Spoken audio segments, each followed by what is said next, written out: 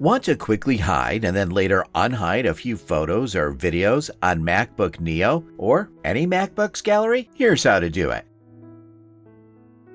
Start by opening the Photos app.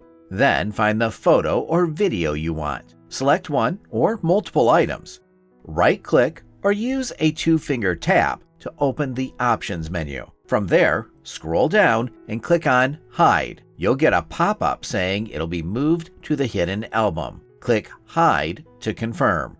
Now, to unhide or access them again, you'll first need to show the hidden album. Go to the View tab at the top and click on Show Hidden Album.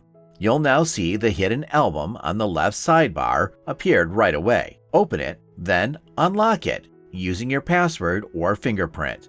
All your hidden photos and videos will be here.